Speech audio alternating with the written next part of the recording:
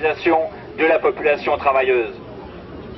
Et comble de la folie du marché, ce sont les destructions causées par le système de profit et de concurrence qui assurent les nouvelles opportunités d'investissement aux capitalistes dans les secteurs de la reconstruction, de la santé, de la sécurité, de la dépollution. La logique de destruction du capitalisme nourrit ces nouvelles dynamiques de croissance. Le développement des incivilités et de l'insécurité appelle le renforcement des effectifs des sociétés de sécurité privée. La saturation des nappes phréatiques par le nitrate appelle la construction d'usines de dessalement de l'eau de mer, après que l'eau du robinet rendue impropre à la consommation ait fait la fortune des marchands de bouteilles en plastique. La poursuite de l'utilisation de certains insecticides et pesticides, des substances toxiques dont regorgent nos matériaux synthétiques et qui entraînent la stérilité des humains des deux sexes, peut toujours appeler le développement du commerce des mères porteuses, faire tourner les cliniques privées et les labos. Les nouveaux cycles de croissance sont déterminés par cette dynamique de destruction et de reconstruction, dynamique dans laquelle nous devons inscrire le risque de guerre. Avec la concurrence de plus en plus forte que se livrent les grandes puissances impérialistes pour leur mainmise sur les marchés et les ressources naturelles, la continuation de la compétition économique et commerciale par des moyens militaires n'est pas à écarter dans la période, bien sûr. Camarades, la révolution socialiste est notre tâche, une tâche d'actualité. La socialisation des moyens de production et d'échange, la planification économique sous le contrôle démocratique des travailleurs et des consommateurs est le seul cadre qui puisse assurer la satisfaction de nos revendications les plus immédiates comme de nos aspirations les plus hautes. Nous devons hâter l'heure de notre libération. Les mots d'ordre de notre programme doivent être traduits dans la lutte des classes, sur un mode propagandiste. Et dès que les circonstances le permettent, les mots d'ordre de notre programme doivent être traduits dans le langage de l'agitation, en vue de l'action immédiate. La question du gouvernement révolutionnaire, du pouvoir travailleur, nous devons la poser devant tout le peuple, comme la seule issue du mouvement de lutte.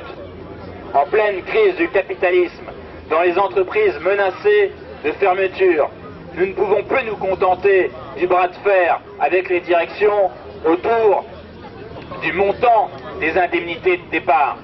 Quand tous les secteurs sont touchés par la crise, quand les usines ferment les unes après les autres, que les chances de retrouver un emploi rapidement sont nulles, que valent les quelques milliers d'euros d'indemnités?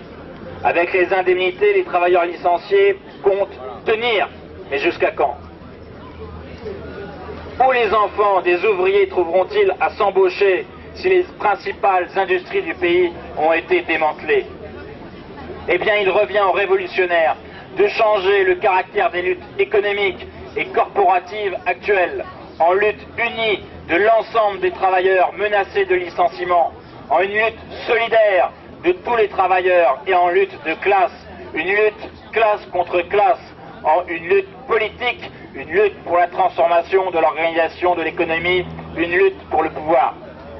C'est le prolétariat qui satisfera lui-même ses propres revendications, en maintenant les sites en activité, en instaurant son propre contrôle sur l'organisation du travail et de la production, en plaçant sous son propre contrôle implacable les membres du management, les comptables, DRH et le PDG Larbin.